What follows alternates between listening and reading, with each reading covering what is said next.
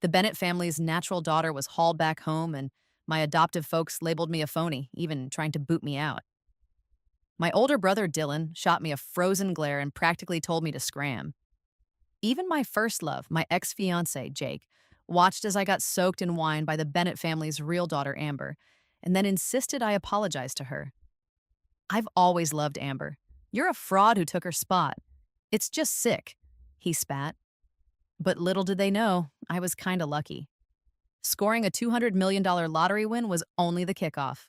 After wrapping up a filming trip, I casually grabbed a lottery ticket, and boom! 200 million later, I was over the moon and rushed home to share the news, only to discover I was a mix-up by the nanny, not the genuine princess.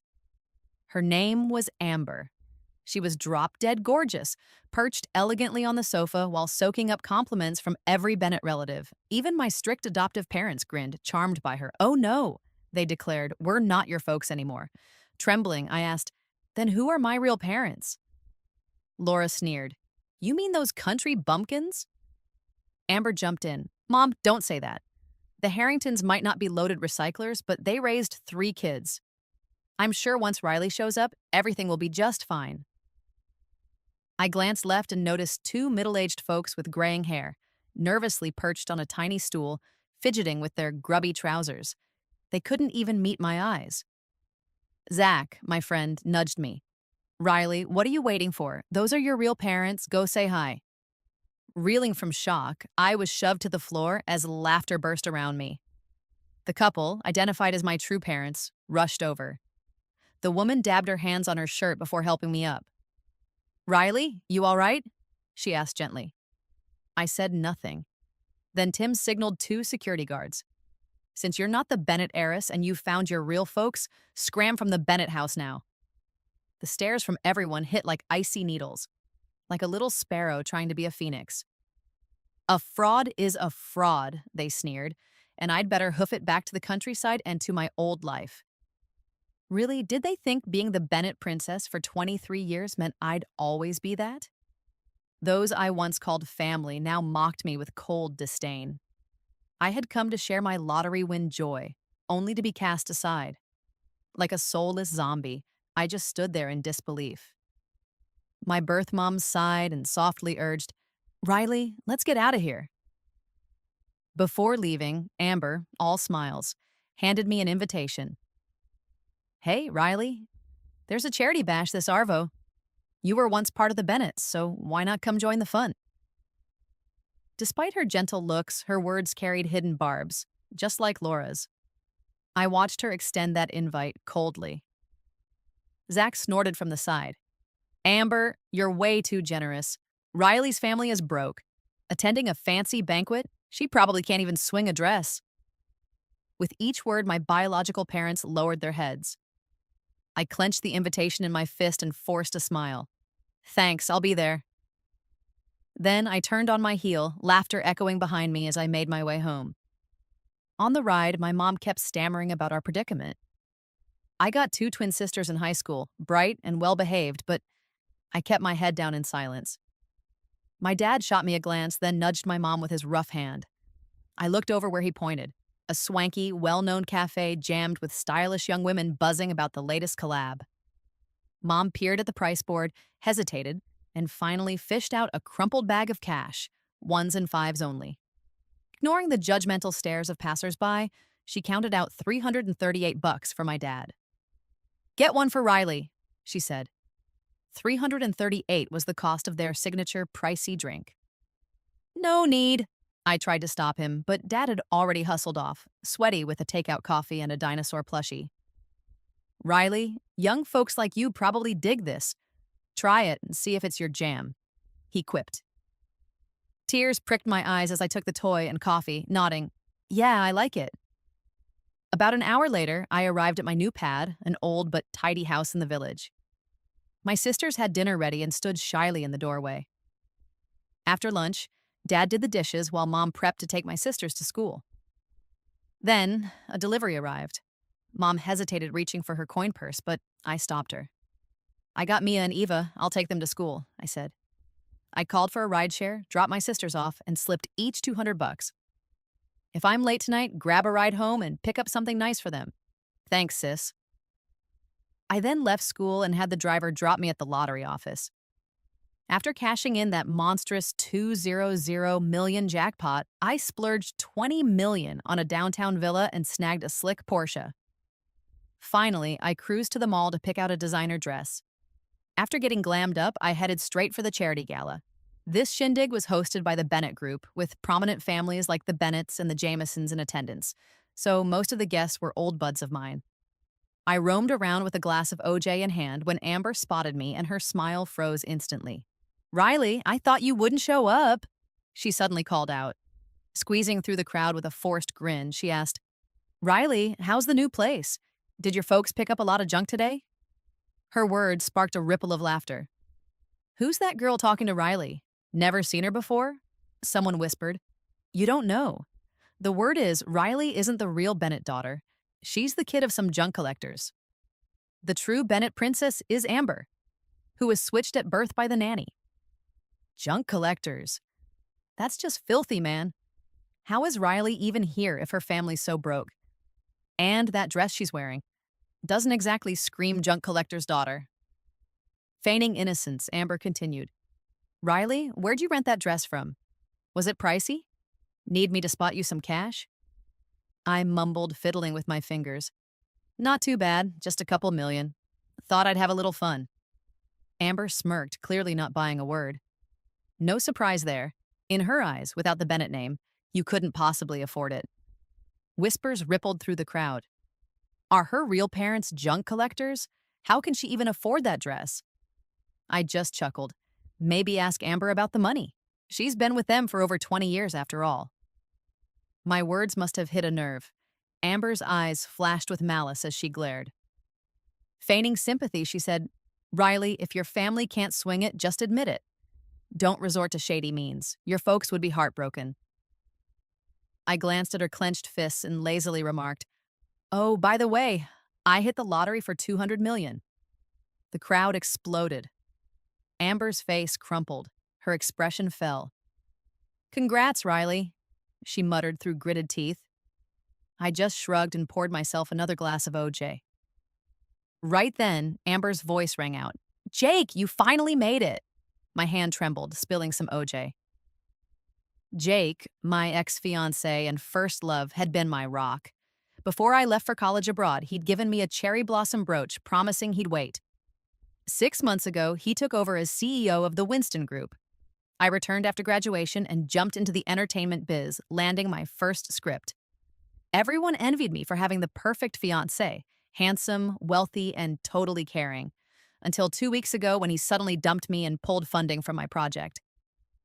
I broke down that night, but luckily my director didn't hold it against me, letting me finish filming. Even through the breakup, I kept my pride, refusing to chase him. Yet here I was, running into him again. He walked in hand with Amber, all lovey-dovey. Amber, why are you here so early? She giggled. I couldn't let you wait too long. The guy who'd promised to wait for me was now pledging the same to someone else. I closed my eyes, feeling suffocated, wanting to bolt. But Amber wasn't about to let me off that easy. She and Jake came over to toast me, but as they got within a couple of feet, Amber tripped. Her wine splashed all over me. Oh! A sharp cry rang out, though it wasn't mine. Then a girl in a lavish dress walked past and got drenched by the icy wine. She was the favored daughter of the Blackwell clan, and Amber was the Bennett princess. This was going to be wild. I even caught Amber aiming at me, but accidentally hitting Bianca instead. Laughter and snark filled the room. Amber hadn't meant to target the wrong person. Just moments ago, she was all high and mighty, and now her attitude had crumbled. Blushing, she hustled over to apologize. I grabbed a box of tissues and handed it to Bianca. Bianca took it and glared at Amber. Aren't you the girl the Bennetts rescued from the sticks? Fresh off the bus and with zero manners, got it. But now that you're here, you should learn from Riley about what being a real princess means. Don't end up as a wild bird with no class. Amber's face shifted between red and pale. Her lips trembled as tears threatened. Sorry, Bianca, I'll cover your dress. Just make sure the Bennetts transfer 5 million into my account, Bianca snapped. I got the tissues back and Bianca smiled. Thanks, Riley. I'll take you out for dinner sometime. With that, she strutted off. Sis, I didn't mean to ruin your dress, Amber mumbled, then tugged on my hand. You just hit the jackpot and aren't short on cash. Can't you help me pay Bianca back? I stepped back firmly, dodging her grasp. Her hand missed, and her face showed pure embarrassment and annoyance. She spun around, pulling Jake close, and declared loudly, Jake, look at this. I'm just borrowing a little money, and she's got $2 billion but won't budge a dime. You think Riley's mad because you dumped her? It's all my fault. If only I'd met you before, Riley. Not your fault, Amber, Jake snapped, then turned to me with icy disdain. Riley, we're done. I've only ever loved Amber. Your clinginess is just gross. The guy who once put me first was now viciously harsh. My heart sank. I swayed, barely standing. A steady hand came from behind, and a warm, magnetic voice whispered in my ear, Miss Bennett, long time no see. I looked up into a pair of cool, calm eyes. Felix, the head honcho of the Hawthorne Group and Bianca's brother, known for his ruthless business ways and sharp tongue. People usually steered clear of him, but I'd only seen him on magazine covers until now. He checked on me, then turned to Jake. Jake, even a kid knows that helping is a kindness, not a duty. Why the moral pressure? Amber's your girl. If you're worried about her, just pay up, instead of letting her beg someone else. His words cut deep, and the room buzzed with whispers. Felix actually defended Riley? Her family's scraping by. How's he making Jake look bad for a kid from a poor background? Oh, don't get twisted, I replied quietly. Jake's just a figurehead. Real power's in his brother's hands. Jake's face darkened, glaring daggers at me. Felix raised an eyebrow, and Jake had no choice but to hand Amber a check with gritted teeth. Amber, take this and repay Miss Bianca, he said. Amber's face turned ghostly as she squeezed between Felix and me, managing a weak smile. Felix then introduced, Riley, meet my sister. She just reconnected with her birth parents today. Thanks, but no need, Felix, she replied coolly. That stung a bit, especially since his acknowledgement made me feel seen. Amber, clearly thrilled to see me uncomfortable, practically gloated like she was saying, See, I told you someone like you isn't worth knowing. But Felix smiled warmly. I know, Miss Riley. We went to college together. I've heard a lot about you. His steady, unwavering gaze softened his cold demeanor just a bit. You're impressive, he added, his elegantly shaped eyes charming as they crinkled with a slight smile. My heart skipped a beat, and all the earlier sting melted away. Thanks. Amber, clearly rebuffed, stomped off in a huff with Jake trailing behind. With Felix's help, we fell into a natural conversation that flowed effortlessly. Around 8:30, the party was only halfway through. I tapped Felix's shoulder to say goodbye, and he offered, I'll walk you out. I laughed. Nah, Mr. Felix, I'm just going to swing by and pick up my sisters from class. Amber, following behind, scoffed. Just the two of you? Getting into community college is a stretch. You're always dreaming about Harvard. Oh, right. Forgot. You dropped out of high school and couldn't even make it to community college either. I shot her a glare, not caring about her gloomy look, and walked off.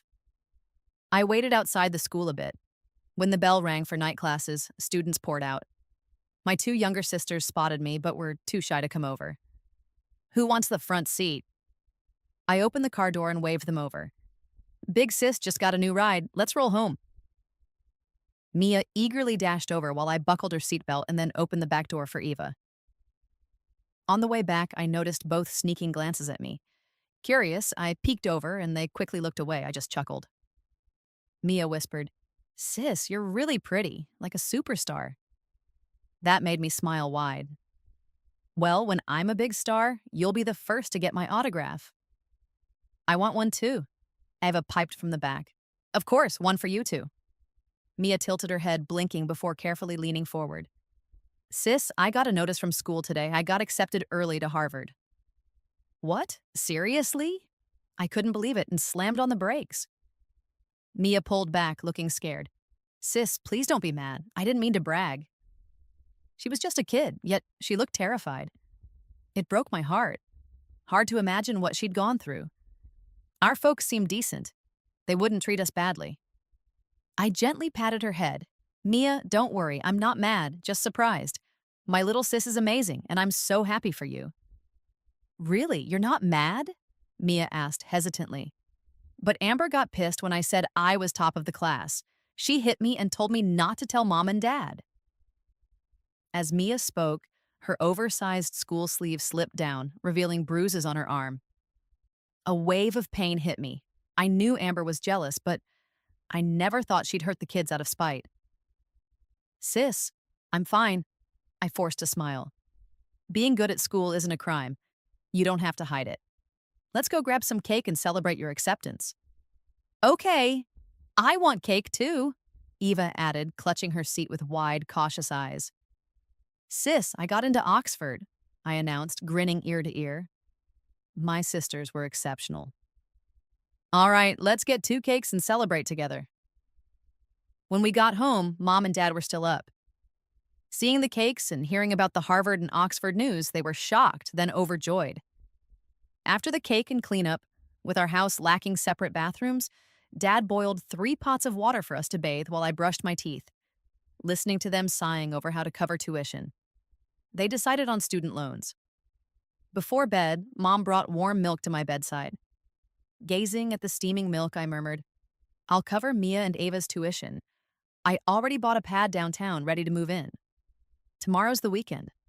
Let's do it. A month after moving, I got invited to a variety show. Amber was in too.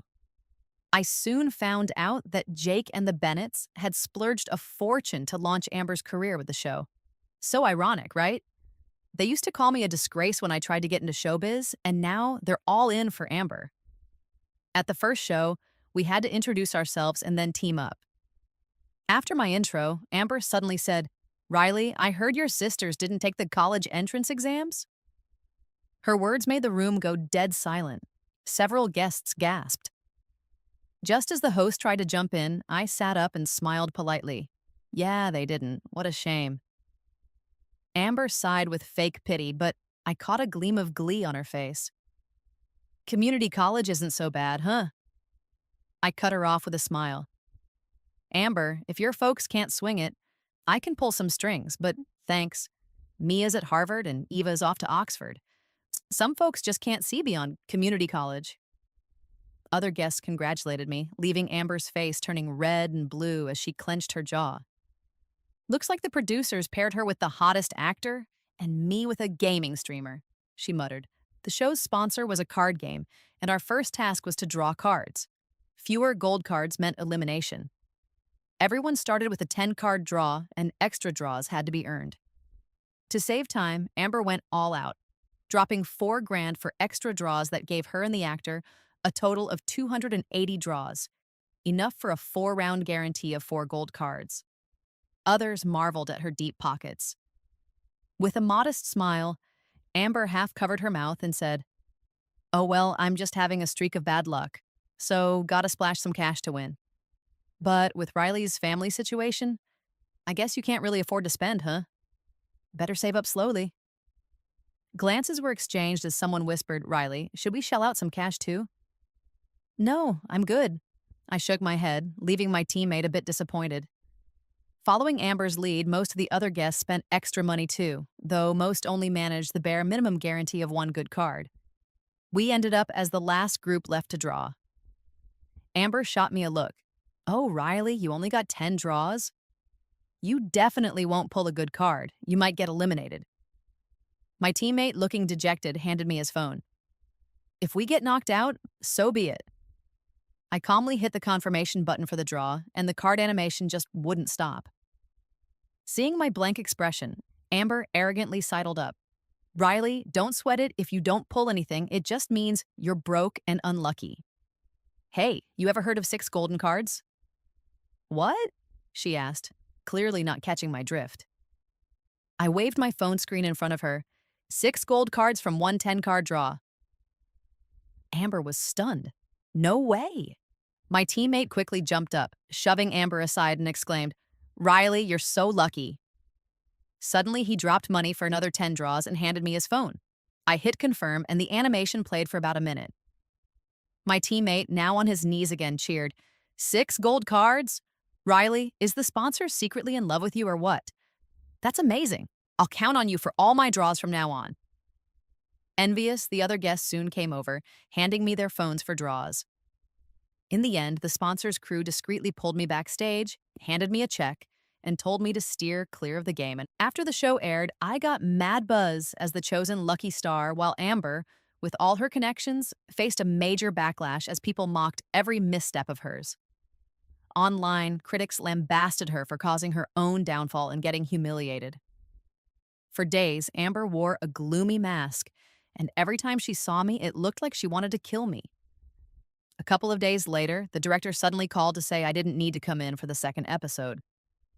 Then the company sent a contract termination notice my way.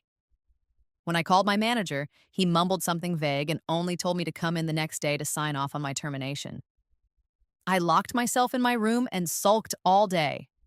My folks didn't dare disturb me, letting only my sisters bring in my favorite chocolate lava cake and coffee. Ava held my hand. Sis, don't worry. Mia and I will study hard and become directors one day just to make movies for you. I smiled and ruffled her hair, feeling a bit better. The next morning, I arrived early at the company, sitting in the meeting room and stewing over the upcoming discussion. Out of the corner of my eye, I saw Amber and Jake coming in, arm in arm through the blinds. My manager practically fawned over them, saying, Jake, Riley's contract termination is ready, and so is the signing contract from Miss Bennett. Once Riley's terminated, we'll follow your orders to freeze her opportunities, and all her resources will go to Miss Bennett. Ready to sign? Amber joyfully kissed Jake's cheek. Jake, you're so awesome for splurging on me.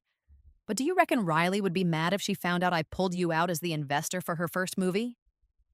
Jake gently reassured, Amber, she's nobody. Who cares if she's mad? I only care about you. I tightened my grip on my phone. Amber looked at me with pure disdain. If she was behind Jake's actions, it wasn't shocking, but I hadn't expected them to hook up before Jake and I split. I walked over in my heels and smack, delivered 2 hard slaps, one to Jake and one to Amber. I poured all my strength into it. Amber was stunned, screaming, Riley, you dare hit me? Jake, furious, raised his hand to strike back. I met his gaze evenly. I recorded your whole conversation. You can hit me if you want, but I can't promise I won't post it online. Jake retorted, maybe you don't care since you're not a big shot, but what do you think will happen to Amber? A cheater and a homewrecker. You two are a perfect match. Amber, terrified, clung to Jake's raised arm. Jake, don't... He hesitated, then slowly lowered his hand, his eyes darting to my termination contract with disgust. Riley, look at you now. Since you left me, I'll tell you this. Apologize to Amber, and maybe I'll help you find a tiny company. Excuse me, Jake. The boss burst in, interrupting, bowing, and apologizing repeatedly. Jake's smug look only grew more obvious. Sign the contract to boot her out. Amber, nestled in Jake's arms, glared at me smugly. Huh? Sorry, Jake, the boss said, looking startled and awkwardly wiping his sweat. What I meant is, we can't cancel Riley's contract anymore. I just got a call from the director. Riley's first movie is out overseas and is smashing records at $6 billion at the box office. And Riley's been nominated for an Oscar, so I'm really sorry, but we won't be terminating her contract. He kept apologizing. Miss Riley, to make up for this, I can upgrade our agreement. You'll get an extra 10%. Amber's face reddened with anger, tears nearly welling up. She pinched Jake's arm. Psst, Jake. Are you planning to ditch Winston's investment for Riley? Just a heads up. If you piss off Winston and the Bennetts, you're going to lose a ton of partners. The boss hesitated, then I smirked. When it comes to investments, if Winston can pull out, I can step in. I can invest $50 million to smooth over cash flow issues. Would that help? Oh, that's fantastic, Miss Riley, the boss gushed, overjoyed to prioritize me over pleasing Jake and Amber. I'll call a stockholder meeting right away. We can sign the contract later. After signing the new contract, I became a shareholder in the company. Following a brief chat with Tim, I left.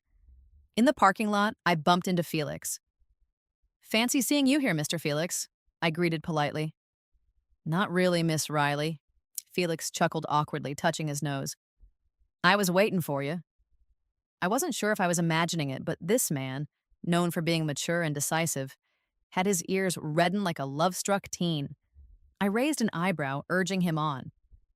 Felix bent down, opened the car door, and pulled out a bouquet of flowers. Miss Riley, congrats on your movie's success. Mind if I invite you to dinner? I'd be honored. During dinner, Felix tried, in his own clumsy way, to impress me. It was subtle, respectful, and not over the top. Before settling the bill, he smiled warmly. Miss Riley, I know you've been dealing with some rough stuff lately. If you ever need help, you can always count on me. You know I'd never say no to you. I thanked him.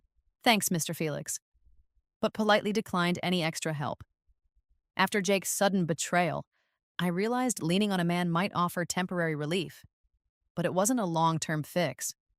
I wasn't about settling for short-term wins. Still, I did like Felix, so much that when he dropped me off later, I invited him to my premiere. Felix looked surprised for a moment before smiling. I'll be there on time, Miss Riley. I grinned and closed the car door.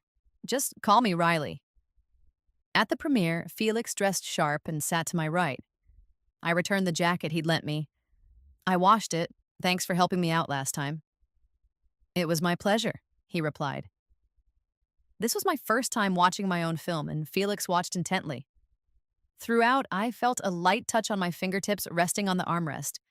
Glancing down, I saw Felix's hand there too, his fingers brushing mine before quickly withdrawing as his fist nervously clenched and unclenched. In the glow of the big screen, his profile flushed slightly. I placed my hand over his.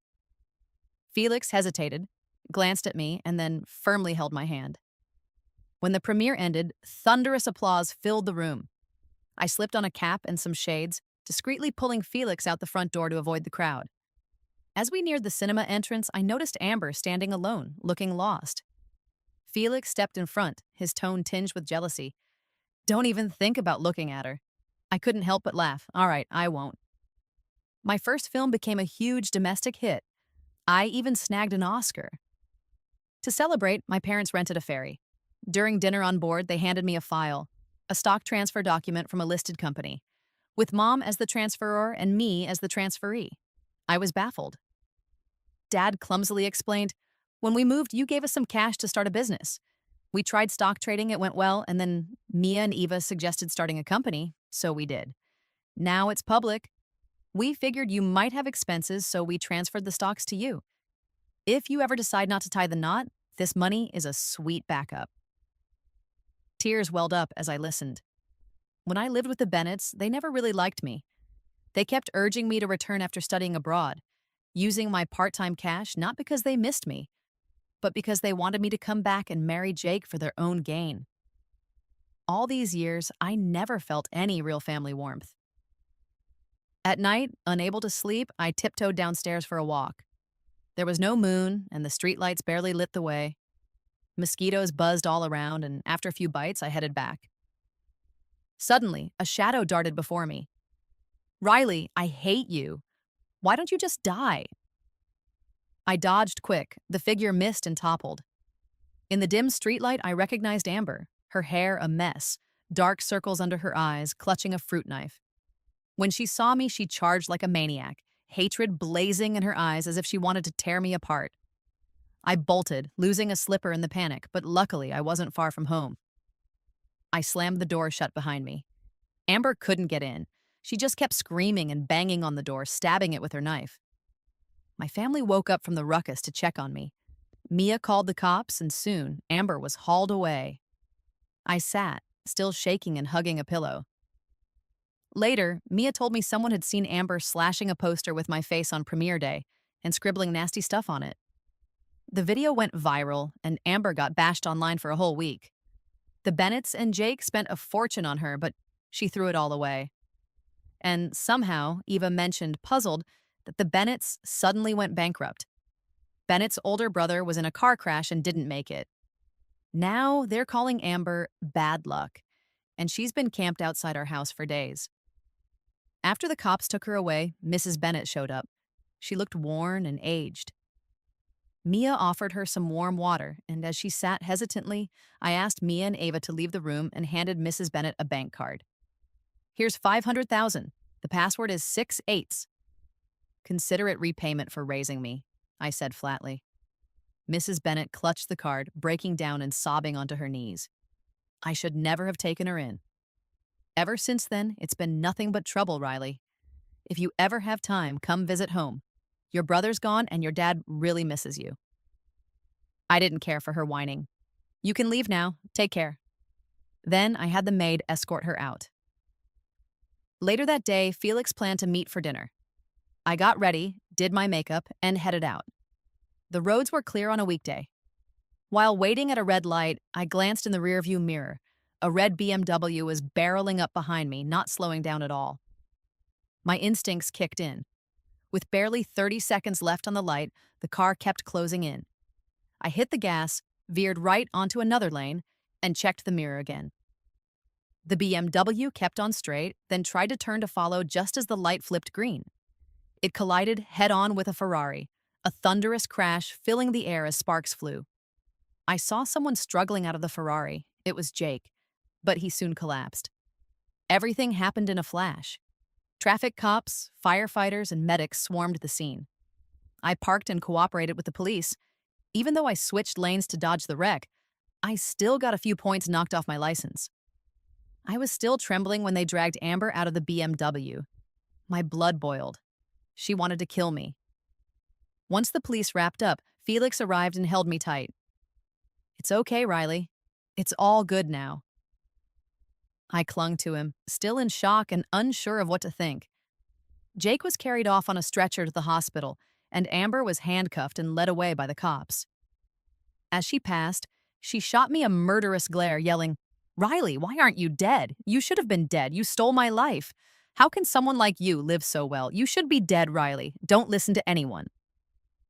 Felix rested his chin on my head, covering my ears with his large hand to drown out Amber's venomous curses. "Don't listen, Riley." In the end, Jake didn't make it. He was pronounced dead despite all efforts. The police later reviewed footage and charged me with intentionally rear-ending the car, leading to murder charges since someone died. But the Bennetts quickly paid compensation and showed remorse, so I was sentenced to 18 years. In court, I sat on the witness stand with a calm face, while Mr. Bennett couldn't handle the shock and died of a sudden heart attack. Now, the only one left in the Bennett clan was Mrs. Bennett. She broke down in court, but in the end, she could only watch as Amber was taken away. When the trial ended, I stood up to leave. Mrs. Bennett suddenly called out, and I turned back, looking at her coldly. Leaning on Sophia for support, she walked toward me, tears in her eyes as she pleaded, "Riley, come back and visit sometime, okay?"